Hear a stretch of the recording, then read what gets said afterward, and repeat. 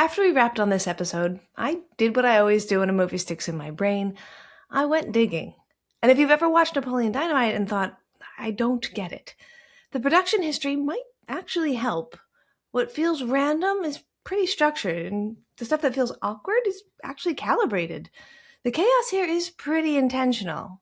So here's a full rundown of 10 obscure nuggets that give the film some surprising depth, while keeping the weirdness that you love. Number 1. Napoleon's drawings. Those are totally Jon Heder's own. Every sketch that you see Napoleon making, all of the ligers, the fantasy creatures, even the portraits of his family and the girl that he was courting, those are all drawn by Jon himself. At first, the production considered hiring a prop artist, thinking that they'd get a more professional style. But Hader's slightly off-kilter, disproportionate, earnest line work was perfect for Napoleon. It was like more than just drawing. It was the personality of the character coming onto the page. And it actually doesn't stop on the screen because he reportedly drew dozens of ligers between takes because the crew kept asking for more. It doesn't just exist in the script, it became part of the production culture, something that the cast and crew joked about constantly. And knowing that kind of makes Napoleon's creativity feel even more genuine. Every awkward sketch carries a piece of the actor himself. Number 2. Napoleon's monotone voice was a deliberate choice by the director. In early rehearsals, Hader experimented with a more exaggerated comedic delivery. He was really trying to push for laughs. Well, the director pulled him back, and they said that they weren't really trying to suppress the comedy. They were kind of trying to control the tone. Napoleon's deadpan delivery makes the humor more subtle and, uncomfortable, but in the best way. He never winks at the audience. He doesn't acknowledge the absurdity around him. It's the lack of self-awareness that kind of stabilizes the entire movie. And if you sometimes feel awkward or unsure when watching, that's the point. The humor comes from the silence, the pauses, the sincerity, not a built-up punchline or comedic structure. And so that monotone isn't lazy acting, it's carefully engineered comedy.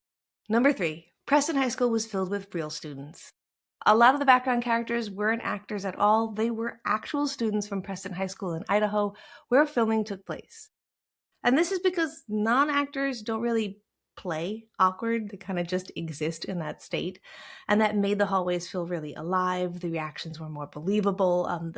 The chaos of adolescence was entirely unpolished in exactly the way it needed to be. And the school allowed filming, thinking it was just a small indie project, and they had no idea that their hallways would become iconic as a result. And honestly, I think that this decision gives the film a really more textured, livable feeling that a stage set just simply wouldn't achieve. Plus, it gives us a time capsule. Watching it now, you're seeing an authentic snapshot of early 2000s rural high school life. It is fully awkward, completely quirky, and endlessly relatable. Number 4. The tater tots part comes from Jon Heder's real life. The famous lunch scene, that wasn't just there because it's weird and it's funny, although it was very funny. It comes straight from Jon Heder's college habits. He often kept snacks in his pockets between classes because he was just too busy to eat. The scene wasn't telegraphed as a punchline, it's treated as completely normal. And that's consistent within the film's humor. Small, strange details happen in a world where no one really comments on them. The audience is left to react organically without being told by the movie when and why to laugh. The comedy comes not from exaggeration, but from commitment to that. Napoleon believes in his own weird little world, and so does the film, and then so do we. Number 5. Pedro's speech was radically simplified at the last minute. Early drafts gave Pedro a more traditional, inspirational campaign speech with long, swelling lines. But the night before filming, Jared Hess and Efren Ramirez cut it down to the bare minimum. The speech is calm, it's understated, it's almost anticlimactic. There's really no music crescendo, no dramatic pauses, no motivational push. And that choice kind of flips the typical teen election climax on its head. Instead of spectacle, we get sincerity. And Pedro's quiet, matter-of-fact delivery makes it a really unexpectedly powerful moment.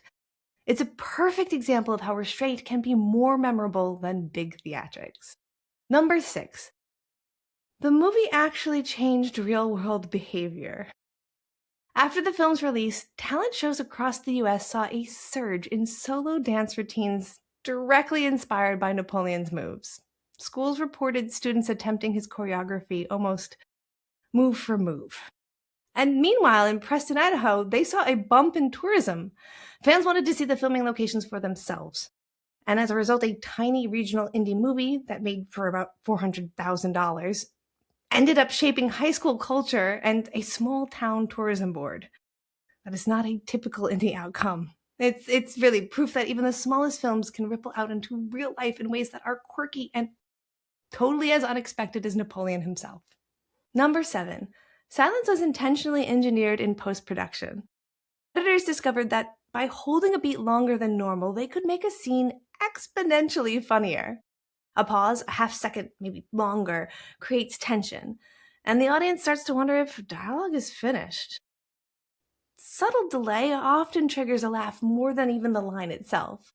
And so the comedic timing in this movie isn't just in the script, it's created in the editing room. It allows scenes to breathe, awkwardness to linger, and the humor feels almost accidental, even though it is entirely deliberate. And that is right at the heart of why this film works so well. Number 8. Limited coverage shaped the movie's aesthetic. With a micro budget, many scenes were shot with 1 or 2 camera angles. Fewer angles meant fewer opportunities to manipulate the reactions in editing, and so the cameras simply watched the awkwardness unfold. These static, longer takes become a stylistic signature. The film doesn't chase emotion, it just observes it. Budget constraints hardened that into a creative advantage, and it gives the movie a raw, quiet, funny texture that makes it stand out even decades later. Number 9. The humor reflects a specific regional and cultural rhythm. Jared Hess and his collaborators drew heavily from their experiences at Brigham Young University. Social interactions in the film are muted, they're polite, they're awkward rather than loud and dramatic. The romance unfolds slowly, conflicts rarely escalate, jokes build in discomfort and reaction suppression. This isn't just weird. It's a rhythm. It's like listening to a very specific, subtle musical beat. And understanding that cultural and regional nuance can help the humor land in ways that might otherwise feel puzzling. Number 10. The ending was refined to add emotional durability. Earlier cuts ended abruptly right after the election plot. Additional beats, the Kip connection, the tetherball scene, those were added to provide a gentler landing. Napoleon doesn't suddenly become socially dominant, he gets a small human moment of recognition. That subtle warmth balances the absurdity. It makes the film stick in your memory beyond just quotable lines.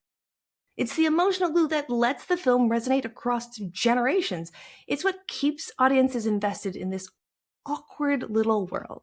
Stacked together, Napoleon Dynamite isn't just a fluke. It's a very intricate experiment in restraint. If you don't like it, that's fine. But it's not random humor. And understanding the architecture behind the awkwardness makes it even more fascinating. And if you'd like to take a deeper dive, click on through to this, a full conversation about Napoleon Dynamite and my first time seeing it, along with filmmaker Victoria Roccaforte. We get into a lot more of the nitty-gritty that we didn't cover here. This is just a little amuse-bouche, and I'd really love it if you listen.